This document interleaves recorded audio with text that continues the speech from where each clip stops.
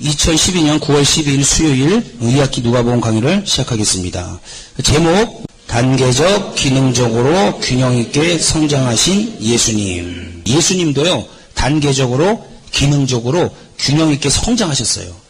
그런데 우리는 누굴 따라가는 겁니까? 예수님을 따라가는 거죠.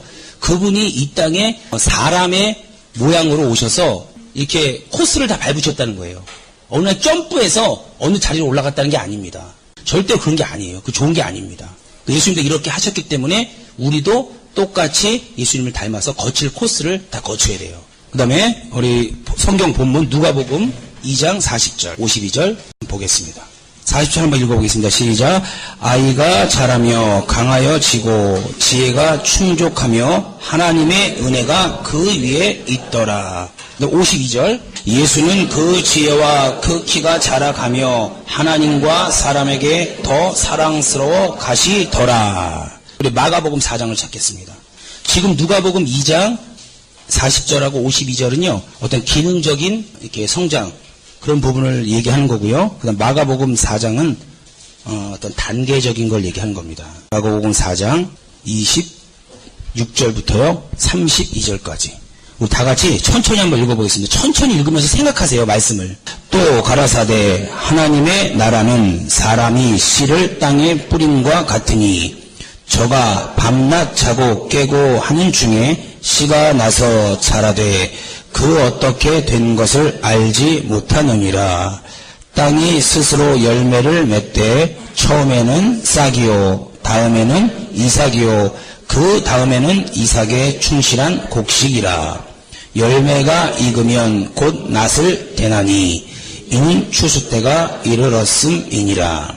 또 가라사대 우리가 하나님의 나라를 어떻게 비하며 또 무슨 비유로 나타낼꼬 겨자씨 한 알과 같으니 땅에 심길 때에는 땅 위의 모든 씨보다 작은 것이로되 심긴 후에는 자라서 모든 나물보다 커지며 큰 가지를 내니 공중의 새들이 그 그늘에 깃들일 만큼 되느니라. 성경 본문입니다. 근데 밑에 관련 성경은 누가복음 2장과 마가복음을 이렇게 더 보충 설명할 수 있는 성경 구절들이에요. 이거 말고도 굉장히 많습니다. 근데 제가 이제 이렇게 눈에 띄는 것만 일단 이렇게 적었어요. 그 다음에 강의 목표 한번 읽어보세요. 1번 기능적 성장을 하자. 그러니까 영적, 지적, 신체적, 사회적, 인격적. 인격 안에는 지정의 그래서 보통 그렇게 얘기를 해요. 그 다음에 그 밑에 읽어보세요. 단계적으로 성장을 거치자. 그 다음에 잘못된 경험의 예. 제가 이 강의를 준비하면서 꼭 준비를 해야겠다라고 생각한 이유가 뭐냐면 잘못된 경험의 예 때문에 그렇습니다. 이건 제 예예요. 제가 이제 처음에 이제 우리 교회 말고 다른 교회에 있을 때 그때 처음으로 교구를 맡은 적이 있어요. 근데 부흥이 그 교회 생긴 역사 이래로 너무 많이 된 거예요. 그러니까 전 모르고 그냥 무조건 열심히 뛰고 이렇게 했는데 하여튼 7배 정도가 됐어요. 되게 많이 돼갖고 기분이 무지하게 좋았죠. 근데 그 다음에 어떻게 됐냐? 완전히 죽사발랐습니다. 죄송합니다. 표현이 그래서. 그때 제가 깨달은 게 뭐냐면 빠른 성장만이 좋은 게 아니구나. 빠르면 반드시 줄기와 잎이나 어느 부분에 문제가 생기게 돼 있어요. 그래서 제가 깨달은 겁니다. 그래서 저는요 지금 제가 만약에 부흥이다 그러면은 막 치고 나갈 수 있어요. 근데 그렇게 하지 않습니다. 그때 깨달은 거예요. 제가 쭉 가다가 한 번 딱 멈춰서 뒤를 돌아보고 그다음에 관리 한 번 하고 쭉 가다가 한 번 멈춰서 관리하고 이렇게 해서요 이렇게 멈췄다 갔다 이렇게 합니다. 왜요? 같이 갈 수 있게끔. 제가 쫙 하니까 따라오지 못하는 사람도 많이 있더라고요. 그때. 그리고 제 자신도 문제가 생기더라고요. 너무 이게 빨리 성장하다 보니까 그때 부흥하다 보니까 제가 많이 갖춰지지 않았는데 마치 많이 갖춰진 걸로 스스로 착각을 하고요. 또 여러 가지 해결할 수 없는 부분들이 많이 생기더라고요. 그때가 90년도 초반인가 그럴 거예요. 그러니까 그때 그 간증을 항상 제 그 마음판에 두고 있어요. 아, 나는 절대 빠른 성장을 하지 않겠다. 단계적 성장을 하고 이렇게 한 번씩 점검해 가는 그런 생활을 하겠다라는 그런 생각을 늘 했습니다. 강의 목표를 좀 잘 아세요. 기능적인 성장, 그다음 단계적 성장을 하자. 그 다음에 강의 내용으로 들어가겠습니다. 1서론, 성경은 부흥만을 말하지 않고 부흥과 성장을 동시에 말하고 있다. 부흥이 수치를 말한다며 성장은 내면의 성숙을 의미한다. 바울은 세상 초등학문을 버리고 장성한 분량에 이르라고 이제 얘기했죠. 여러분 성경에는요 부흥과 성장을 동시에 말하고 있다는 거예요. 여러분 만약에 이거와 같습니다. 여기 여자분들은 아이를 낳습니다. 아이를 낳으면요 만약 아이를 한 번에 100명을 낳는다고 생각해 보세요. 그 다음에 그를 양육하지 않는다고 생각을 해보세요. 양육되지도 않고 그러면요 정말 이건 말이 안 되는 세상일 거예요. 이런 교회도 똑같습니다. 부흥이 돼서 데리고 오면요 그 사람이 성장할 수 있도록 여러 가지를 해줘야 돼요. 말씀도 가르쳐줘야 되고 또 간증도 들려줘야 되고 또 예배도 참석시켜줘야 되고 무엇보다도 뒤에서 중보기도를 많이 해줘야 합니다. 중보기도를 많이 해준 사람과 안 해준 사람은요 절대 달라요. 그러니까 교회 데리고 오는 것은요 그거는 여러 부분 중에 한 부분이에요. 그래요 안 그래요? 우리 교회에 만약에 한 명을 데리고 왔어. 근데 온 사람보다 정착한 사람보다 나간 사람이요 수십 배가 더 많습니다. 이거는 자연스러운 현상이에요. 자연스러운 어떻게 보면. 근데 그 사람들이 잘 와서 안착할 수 있도록 여러 가지 생각해야 합니다. 그러니까 보통 이제 뭐 부흥과 성장 이렇게 얘기하죠. 그래서 많이 부흥되고 좋습니다. 꼭 해야 돼요. 그러나 성장도 겸해서 하시기 바랍니다. 여러분도 마찬가지고요. 그리고 부흥이 어떤 숫자적인 개념, 1명, 2명, 3명 이런 걸 얘기하면 성장은 그런 게 아니라 내면의 어떤 성숙을 얘기하는 거예요. 여러분이 만약에 어떤 그 구역을 맡았다, 교구를 맡았다. 근데 교구가 막 숫자적으로 부흥해. 그게 꼭 부흥이라고는 얘기할 수 없어요. 그것만이. 그 안에서 얼마나 하나님의 사람을 많이 만들어내느냐 그게 중요합니다. 굉장히 중요해요. 그렇다고 물론 어떤 사람 이런 사람이 있어요. 저한테 어느 전 사람이 이런 얘기를 했어요. 꼭 부흥부흥해 숫자 이렇게 얘기해. 하나님의 이렇게 사람을 많이 만들어내고 성장하면 되지. 근데 이 얘기는요 굉장히 잘못된 얘기예요. 많이 데려오면 그 중에 많이 변화될 수 있는 확률이 높습니다. 지금 중국이 왜 무서운 거예요? 우리보다 더 똑똑해서 무서운 거예요? 숫자가 많아서 그래요. 2사람, 3사람 중에서 1명 뽑는 거하고 100사람 중에 하나 뽑는 게 어떤 게 양지를 뽑을 수가 있냐고요. 그런 거예요. 일단 많이 데리고 와야 그 안에서 하나님의 사람을 더 많이 만들어낼 수 있는 겁니다. 그러니까 부흥과 성장을 같이 기도하세요. 지금도 저는 하나님 나에게 부흥을 주시고 나에게 성장할 수 있는 능력을 주시고 같이 기도합니다. 그것을 또 같이 기도하실 수 있도록. 그 다음에 성장의 뜻. 성장의 뜻은 성경에 성장이란 말은 없는 것 같아요. 혹시 성장이란 말 보셨어요? 못 봤죠? 네, 그럼 무슨 말이 있을까요? 장성.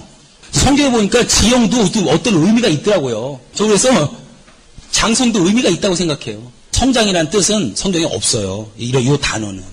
근데 성경에는 이런 장성한이라는 표현을 쓰고 있습니다. 그 다음에 밑에 보면 성장의 뜻은 실질적으로 번성하고 이어지는 것을 말한다. 영적 성장이란 이 뜻이 중요합니다. 어떤 사람이요 이렇게 얘기합니다. 나 저 직분을 하기 싫어 이렇게 얘기합니다. 그 사람이 능력이 있는데 하기 싫은 것도 있어요. 근데 그 전에요 하나님이 안 맡기는 것도 있습니다. 여러분 그게요 정말로 여러분 긴장하셔야 됩니다. 지금 우리가요 교회가 어떤 그 주의종의 포화 상태라 그래서 사역지가 없어서 사역을 못 나간다고 생각하지 마세요. 절대로. 하나님은 그러신 분이 아니에요. 여러분 그거 꼭 명심하셔야 합니다. 내가 성장하지 못해서 내가 못 나가는 거지 자리가 없어서 절대 못 나가는 게 아니에요. 여러분 그 자리를 없으면 내가 만들면 되잖아요. 여러분 그렇게 하면 되잖아요. 여러분 꼭 그렇게 하셔야 돼요. 교회가 주의종 사역지가 없어서 자리가 못 나간다. 절대 그거 아니에요. 왜냐하면 지금까지 제가 얼마 사역은 안 했지만 지금까지 본 견해로는요 만약에 그 사람이 하나님이 쓰면요 그 사역지를 만들어서도 내보내더라고. 우리 교단에 없던 자리도 만들더라고요. 그런 거 여러 번 봤어요. 그러니까 교단에 뭐라고 그럴 게 아니고 여러 목사님한테 뭐라 그럴 게 아니고요. 누구를 책망하라고요? 자기 자신을 책망하시고 지금부터 준비를 하셔야 돼요. 지금은 그렇다고 전혀 자리가 이렇게 없는 거 무시하지 않습니다. 실제로 그런 부분이 있겠죠. 근데 그런 생각 하시면 안 돼요. 절대로. 내가 성장하면 성경에 잠언 22장 29절에 보면요. 근실이 열매를 맺으면 누구 앞에 쓴다고요? 왕 앞에. 우리는 왕이 누구예요? 예수님 아니에요. 그리고 각 교회 여러분의 어떻게 보면 적용을 시키면 담임 목사님이 될 수도 있습니다. 그분에게 인정을 받게 돼 있다는 거예요. 그분에게 인정받으면 여러분 사역지 하나 만드는 건 아무것도 아니겠죠. 공경해서 그분을 대우하세요. 어느 사람이든지. 영적 성장이란 일을 맡을 수 있는 분량을 얘기한다. 처음에는요 10명을 맡았다. 그 다음에는요 하나님이 15명을 분량을 맡깁니다. 그 다음에 거기에서 조금 더 이렇게 해서 맡는 거예요. 여러분 한 사람이 영혼을 인도하는 걸 몇 명을 할 수 있을 것 같아요? 자기 혼자서 딱. 제가 이제 뭐냐면 여러분 한 사람이 전도를 하고 한 사람이 그 사람을 가리키고 한 사람이 그 사람을 차량 운행하고 그 사람과 교제하는요 10명 이상 못해요. 그냥 대충 관리하니까 20-30명 이렇게 하고 대충 관리하니까 100명, 200명 이렇게 하는 거지 생자를 제대로 관리하면 10명 이상 못합니다. 그래서 그 관리하는 거는 나에게 맞는 친구들이 많이 있어야 돼요. 은사가 서로 다른 사람 있죠. 어떤 사람 데려온 사람, 어떤 사람 가리킨 사람, 어떤 사람은 차량 운행해 줄 사람. 이게 많아야 됩니다. 제가 그 강의를요 다음 시간 아니면은 그 다음 시간 다 할 거예요. 여러분은 앞으로 죄정에 대해서 영혼을 낚아야 되니까. 절대 그 사람을 잃으면요 큰 목회를 할 수가 없는 거예요. 절대 할 수가 없습니다. 그리고 큰 목회가 그러니까 꼭 무슨 초미남 목사님처럼 그런 것만 생각하지 마세요. 교구만 생각해도요 작은 목회가 아니에요. 우리나라 장로교에 나는 내 평생에 목회를 몇 명을 하겠다라고 앙케이트 조사를 한 거예요. 몇 명 나왔을 것 같아요? 저는 그 앙케이트 처음 봤을 때요 그래도 아무리 못해도 뭐 한 300명에서 500명은 되겠지 이렇게 생각했어요. 평생 소원이요 100명이래요. 여러분 100명 목회하는 게 쉬운 게 아니에요. 청인장 목사님이 저렇게 우리 큰 목회 이렇게 하는 게요 청인장 목사님 혼자 하는 게 아닙니다. 청인장 목사님 도와서 수많은 동역자들이 있는 거예요. 그러면 거기서 청인장 목사님 좋아하는 사람이 있고 싫어하는 사람이 있어요. 싫어한다고 내치면요 그만큼 자기 수족이 하나가 떨어지는 거예요. 지금부터 여러분 훈련을 하셔야 합니다. 그거 쉬운 게 아니에요. 내가 은사를 12가지 은사를 다 갖고 있으면 상관이 없는데 그렇지 못해요 사람은. 근데 하나님이 이 사람에게 어느 분량의 목회를 하기를 원하는데 내가 5가지밖에 없어. 그럼 5가지 은사를 받은 사람을 다 내가 섭렵을 해야 돼요. 근데 그 과정 속에서요 마찰이 굉장히 심합니다. 그냥 붙여주면 저 사람 마음에 들지 이렇게 해서 붙여지는 게 아니에요. 그러면 거기서 청인당 목사님 좋아하는 사람이 있고 싫어하는 사람이 있어요. 이런 게 굉장히 많이 있습니다. 제가 탈곡기 비유를 자주 써요. 저는 탈곡기 안에 있는 그 안에 있는 그 쌀, 벼가요 그 안에 무슨 깎는 장치가 있는 줄 알았어요. 장치가 있는 게 아니래요. 이거하고 이거 서로 맞물려갖고 비벼서 까지는 거랍니다. 그러니까 성도와 성도, 다시 말해서 우리 일꾼들과 일꾼들이 마찰이 돼서요 이게 까지는 거예요. 내가 그만큼 안 죽으면 그만큼 어렵겠죠. 근데 빨리 죽으면 빨리 사람 붙여지고 빨리 목회할 수 있는 거예요. 그래서 여러 가지 하나님 아버지 부흥시켜 주세요. 이것도 중요한데요. 내 자신이 죽게 해주세요. 이 기도를 많이 해야 돼요. 이 신학 있는 동안에 이 기도를 많이 합니다.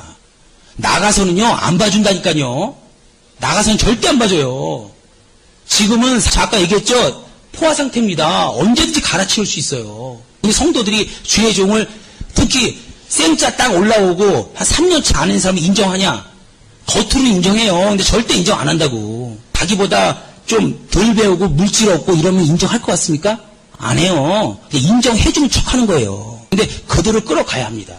최하부 조직에서 우리가 끌어가야 돼요. 근데 거기에서 내가 죽는 훈련이 이미 돼 있지 않으면 될 수가 없어요. 여러분 주변에서 많이 보잖아요. 실력은 있는데 내 자신이 죽지 않아서 사역을 못하는 경우 여러분 많이 보잖아요. 저도 굉장히 많이 봤어요. 저희 동기들 중에서도 정말 실력 있는 분들이 많이 있었어요. 근데 그들이 다 살아있어서 자기의 고집이나 이런 주장들을 꺾지 못하는 거예요. 안 맞으니까 탁 치는 겁니다. 여러분 그거를 제가 버릴 줄 알아야 됩니다. 왜냐하면 우리는 사역자로 가기 때문에 그래요. 성도를 계속 안아야 됩니다. 계속. 속은요 뒤집어지죠. 속은. 근데 그걸 참아내야 돼요. 그리고 기도하면 하나님 분명히 그런 그릇으로 하나님 만들어 주실 거예요. 그러니까 제가 여기서 얘기하죠. 대부분 이렇게 얘기해요. 교수가 더 상급이 많을까요? 전도사가 많을까요? 교수가 상급이 많을까요? 조장이 상급 많을까요? 이렇게 얘기하면요. 100이면 100 다 교수가 상급이 많다고 얘기해요. 천만입니다. 제가 볼 때는 조장이 훨씬 더 많아요. 왠지 아십니까? 그 영혼을 관리하는 건요. 아픔이 동반해요. 이거 하는 거요. 아픔 동반 안 돼요. 그냥 힘만 들어요. 잠 못 자고. 그리고 내가 자고 싶을 때 다시 잤다가 일어나서 다시 할 수 있어요. 근데 영혼은 그런 게 아닙니다. 그래서 자꾸 이걸 연습해야지 큰 그릇이 돼서 하나님 그에게 영혼을 붙여요. 제가 처음에 7배 그때 부흥했을 때는 그건 제 실력이 아니에요. 제가 알아요. 그때 제가 무슨 기도를 했냐면, 하나님, 나 여기서 안 되면 다시는 영혼 관리 안 합니다. 그랬어요. 제가 그렇게 서원을 했습니다. 때려 죽여도 안 하는 거 저 알죠? 이상한 성격이 있어서. 다시는 안 할 테니까 그렇게 아시라고. 그래서 부흥한 거예요, 그거는. 근데 그 다음 해가 진짜 제 실력이에요. 어떻게 됐다고요? 폭삭. 근데 6개월 지난 다음에 다시 부흥을 했어요. 근데 그게 저는 잊지를 못하겠어요. 근데 그때 제가 왜 6개월을 실패했냐면 죽질 않았습니다. 내가 할 말 다 하고 내가 하고 싶은 대로 다 하고, 그러니까 성도들이 무서우니까 따라줘요. 무서우니까 인상부터 쓰고, 그 다음에 그때는 지금 좀 온화해졌지만 그때 약간 후빈상파였어요. 그러니까 아래로 훑으면 해줘요, 그냥. 예. 지금 그렇게 못하죠. 근데 그게 여러분의 실력이라고 생각하면 큰 착각이에요. 지금 영혼들이 오는 거 있죠? 영혼들이 저희 교구가 지금 어떻게 보면 매주 5명씩 와요. 우리 조장들이 이렇게 인도하고 이렇게 옵니다. 또 저도 인도하고 이렇게 옵니다. 주일날 그냥 오는 법이 없어요. 하나님 앞에 서원을 했기 때문에. 하나님 주일날 그냥 오는 법이 없게 해달라고 그렇게 기도했습니다. 어쨌든 옵니다. 근데 그게요, 제 실력이라고 생각하면 큰 오산이에요. 여러분 이걸 잘 알고 계셔야 합니다. 그리고 여러분의 조나 여러분이 지금 막 교구에 계시는 분들은요, 그게 여러분의 실력이라고 생각하면 큰 오산이에요. 올 수 있는 그 환경을 만들어준 교회가 있고요. 그 다음에 그 뒤에서 밤마다 기도하는 목사님이 있고요. 그 다음에 그 뒤에서 정말 말할 수 없이 기도하시는 청년장 목사님이 있다는 걸 아셔야 돼요. 그래서 영혼이 오는 거예요. 움직이니까. 여러분 그거를 잊으시면은 반드시 교만으로 빠집니다. 제가 그때 부흥했을 때 저희 목사님이, 제가 다녔던 교회가 우리 교회보다 더 컸잖아요, 그때. 근데 그때 그 목사님이 저한테 하는 말이 그 얘기를 해준 거예요. 윤서가 열심을 냈다 그래서 절대 네 믿음이라고 생각하면 안 돼. 그 얘기를 제가 잊지를 못해요, 지금도. 솔직히 말해서 그분 꿈을 많이 꿉니다, 지금도. 제가 그게 괴로운 거예요. 너무너무 괴로워요. 이 교단에 왔으면 청년장 목사님은 꿈을 많이 꿔야 되잖아요. 근데 그분 꿈을 많이 꿔요. 근데 이게요, 보통 괴로운 게 아니에요. 그냥 이 마음이 사실은 막 그쪽을 향한 적도 굉장히 많아요. 제가 솔직히 오픈하는 겁니다. 근데 하나님이요, 예루살렘 교단으로 가라, 이 한마디를 제가 들었기 때문에요, 여기 간 거예요. 오는 그날부터 지금까지요, 거기 마음이 없냐? 마음이 있어요. 왜냐하면 그 목사님이 어린 저를요, 목회를 하나씩 다 가르쳐줬어요. 이렇게 된다, 이렇게 된다, 이렇게 된다, 이렇게 된다. 그러니까 제가 얘기하면 이해 못하는 게 많이 있을 겁니다. 왜냐하면 그분의 목회는 몇만 명을 상대로 목회하는 분이기 때문에 어렸을 때 저도 이해 못했어요. 근데 쭉 배우니까요, 이해가 되는 거예요. 지금 요만큼. 근데 그걸 다 청년장 목사님이 다 갖고 있더라는 거예요. 그러니까 여러분 청년장 목사님이 딱 얘기하시는 것만 들으면 목회 실패할 수가 없어요. 아셨죠? 백날 여러분 이거 알면 뭐 할 거예요? 목회 선상에서 실패하면 아무 의미 없어요. 머리만 큰 사람 된다고 그냥 낙인 찍혀버립니다. 사람들이 인정도 안 해요. 영적 성장이란 뭐라고요? 이를 맡을 수 있는 분량을 말한다.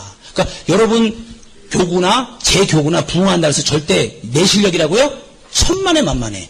내 실력이 10%는 들어가겠죠. 10%는. 나머지 90%는 또 다른 알파가 있다는 거예요. 또 어느 사람에 의해서 기도를 한 사람이 있고요. 히브리서 5장 12절부터요 14절. 때가 오래므로 너희가 마땅히 선생이 될 터인데 너희가 다시 하나님의 말씀의 초보가 무엇인지 누구에게 가르침을 받아야 할 것이니 젖이나 먹고 단단한 식물을 못 먹을 자가 되었도다. 대저 젖을 먹는 자마다 어린 아이니 의의 말씀을 경험하지 못한 자요. 단단한 식물은 장성한 자의 것이니 저희는 지각을 사용함으로 연단을 받아 선악을 분별하는 자들이니라. 13절 14절 어린 아이와 장성한 자 두 개가 이제 대칭을 이루고 있죠. 그 다음에 젖을 먹는 자, 젖하고 단단한 식물 두 개를 이제 대비가 되고 있어요. 근데 어린 아이, 젖을 먹는 아이는 뭐라 그랬어요? 의의 말씀을 경험하지 못한 자요. 그 다음에 장성한 자는 어떻게 써 있습니까? 저희는 지각을 사용함으로 연단을 받아 연단을 반드시 받는다는 거예요. 선악을 분별하는 하는 자들이니라. 이 얘기가 뭐냐면 사실 한국말은 너무 어렵게 써 있어요. 여기 페이퍼 한번 돌아보세요. 제가 요거를 어제 쉬운 성경으로 해서 몇 번을 보고 이렇게 얘기한 거예요. 다시 말을 만든 거예요. 히브리서 5장 12절에서 14절 한번 보세요. 장성한 자는 훈련을 통해 선악을 구별할 줄 안다. 여러분 이 뜻이에요. 어린아이는 하나님의 말씀을 경험하지 못한다는 거예요. 듣지만 근데 장성한 자는 하나님의 말씀을 이제 받으면 이제 그것을 통해서 훈련을 합니다. 예를 들어서 이런 거 있잖아요. 내가 몸이 아프다. 그러면 하나님이 예수가 채찍에 맞으심으로 이미 너희의 모든 질병을 치료하셨다고 약속하셨어요. 근데 그 말씀을 받았지만 현실로 이루어지지 않는 경우가 많이 있습니다. 근데 이 싸움이 있는 거예요. 이 싸움이. 근데 장성한 자는 이 싸움에서 승리해서 어떻게 되냐? 훈련을 통해서 선악, 이것이 옳고 이것이 옳지 않고를 구별할 수 있다는 겁니다. 근데 반드시 과정이 뭐예요? 훈련을 통과한다는 거예요. 지금 우리가 읽은 성경에서는 연단을 통과한다는 겁니다. 연단. 그러니까 여러분 하나님 부흥시켜주세요. 말씀처럼 부흥되는 거 쉬워요. 아까 제가 얘기한 것처럼 부흥은 쉬워요. 그러나 부흥은요 만만한 게 아닙니다. 거기에 집중을 해야 되고요. 온갖 생각을 해도 밥 먹을 때도 그 생각을 해야 되고요. 그렇게 해야지만 부흥할 수 있는 거예요. 뭐 시스템을 만들었다고 부흥이 되는 게 아닙니다. 집중을 해야 합니다. 내 생각과 마음과 그 다음에 어떻게 할까 이런 것들을 다 집중해야지만 가능해요. 히브리서 5장 잘 기억하세요. 그 다음에 페이퍼에 보면 장성한 자는 훈련을 통해 선악을 구별할 줄 안다. 이 말씀도 잘 기억하시고 그 다음에 히브리서 11장 24절에서 26절 믿음으로 모세는 장성하여 바로의 공주의 아들이라 칭함을 거절하고 도리어 하나님의 백성과 함께 고난받기를 잠시 죄악의 낙을 누리는 것보다 더 좋아하고 그리스도를 위하여 받는 능욕을 애굽의 모든 보화보다 더 큰 재물로 여겼으니 이는 상 주심을 바라봄이라. 말이 되게 헷갈리게 나와 있어요. 모세는 장성하여 그러니까 성장하여 바로의 공주의 아들이라 칭함을 거절하고 본인이 거절한 겁니다. 스스로 편안함을 포기했다는 거죠. 도리어 하나님의 백성과 함께 고난받기를 잠시 죄악의 낙을 누리는 것보다 더 좋아하고 그리스도를 위하여 받는 능력, 그리스도의 남은 고난을 얘기합니다. 여러분이 지금 생도의 길을 가는 거요 쉬운 게 아니에요. 그것도 하나의 그리스도의 남은 고난입니다. 여러분 봉사하는 거 쉽습니까? 전 진짜 봉사하는 게 너무너무 힘들었어요. 진짜 너무너무 힘들었어요. 또 생도들 안에 있어서 여러 가지 마찰들, 교구에서 있는 마찰들, 여러분 쉬운 게 아니에요. 하나도 쉬운 게 없어요. 근데 이런 것들을 하나님이 다 허락하셨다는 거예요. 그리스도를 위하여 받는 능력, 그리스도의 남은 고난이죠. 그러니까 그리스도의 남은 고난을 위해서 받는 모든 어려운 상황들, 그걸 그리스도의 남은 고난이라고 그래요. 예수는 십자가에서 고난을 받으셨고 우리는 그 십자가에서 받은 그 고난을 전할 고난입니다. 남에게 전해줄 고난이에요. 예수는 십자가에서 우리를 구원하실 수 있는 어떤 능력이고 그 다음에 우리는 그 능력을 남에게 전할 고난이에요. 잘 전하기 위해서 기도하는 거 아니겠습니까? 잘 전하기 위해서 여러분 육체를 돌보는 거 아니겠어요? 저는 잘 전하기 위해서요 축구예요. 축구. 왜냐면 예전에는 몸이 되게 좋았는데 지금은 별로 안 좋잖아요. 힘들고 그러면은 힘들단 말이에요. 그래서 운동을 하는 겁니다. 꼭 운동하세요. 등산도 하시고 이렇게 하니까 굉장히 많이 좋아졌어요. 그 다음에 페이퍼를 한번 돌아보세요. 여기는 뭐라고 바꿨냐면 이거예요. 히브리 11장 24절에서 26절 상급을 위하여 죄의 즐거움과 세상의 명예와 물질을 포기하고 편안함을 포기하고 그리스도의 남은 고난을 자원한 사람. 이게 현대어로 바꾼 겁니다. 이게 24절부터 26절이 지금 이렇게 해석되는 거예요. 이게 누구라고요? 바로 장성한 사람이라는 겁니다. 여러분 세상에서 다른 길로 충분히 갈 수 있잖아요. 여기 계신 분들. 다른 직업을 선택해서 돈을 벌고 또 편안함을 추구하면서 다른 길로 충분히 갈 수 있습니다. 편안한 길로. 모세처럼 바로의 공주의 아들. 다시 말해서 세상에 좋은 어떤 명예, 가문 이런 걸 가지고요. 여러분이 세상에서 충분히 성공할 수 있습니다. 근데 그것을 그리스도를 위하여 능력을 받는 것을 선택한 겁니다. 이게 누구라고요? 장성한 자. 그러니까 내가 성장해야지만 하나님이 나에게 일을 하나, 둘, 셋, 넷을 맡겨주는 거예요. 본론 1번은 기능적인 성장이고 다음 페이지에 보면 2번은 단계적인 성장입니다. 그다음에 기능적인 성장. 아까 다 읽었죠? 40절 아기 예수의 성장이고요. 그 다음에 52절은 소년 예수의 성장이에요. 다음 페이지 보세요. 화살표 밑에 뭐라고 써있죠? 동그라미 3번. 제가 한번 아기 예수, 소년 예수, 성인 예수 이렇게 한번 구분을 해봤습니다. 여러분도 아기 아무개, 소년 아무개, 성인 아무개. 영적으로 얘기하는 거예요. 여기 계신 연세가 60대셨는데 갑자기 성인으로 건너뛰지 마시고 영적인 나이를 얘기하는 겁니다. 그럼 40절 보세요. 위에 거는 뭐냐면 쉬운 성경으로 써놓은 거고요. 밑에 거는 그냥 기존 성경 있죠? 옛날 성경으로 써놓은 거예요. 근데 요거 보니까 큰 차이는 없어요. 근데 한번 이렇게 구분을 해봤습니다. 아이는 점점 자라고 튼튼해졌으며 지혜도 많아졌습니다. 하나님의 은혜가 아이와 함께 하였습니다. 그죠? 자라고 튼튼 밑에다 육적인 성장 이렇게 쓰세요. 육적인 성장. 지금쯤 되면 제가 이제 뭘 얘기하는지 여러분 아실 거예요. 그 다음 지혜도 많아졌습니다. 여기에는 지적인 성장, 지적인 성장과 이제 정신적인 성장도 같이 얘기하고 있습니다. 여러분 지혜는요 구약에 보면요 신약 약간 달라요. 구약에 보면은 헬라어로 지혜를 뭐라 그러냐면 호크마라 그래요. 호크마 주석 아시죠? 호크마라 그러고 신약에는 소피아라 그럽니다. 소피아. 헬라어로 소피아. 근데 이 호크마는 세상에서 실제 이익을 낼 수 있는 기술, 처세술 이런 걸 얘기하는 거예요. 똑같은 시간과 똑같은 어떤 걸 줬는데 일을 처리할 수 있는 능력 그런 걸 얘기하는 거예요. 이거 보통 우리가 얘기하는 지혜죠.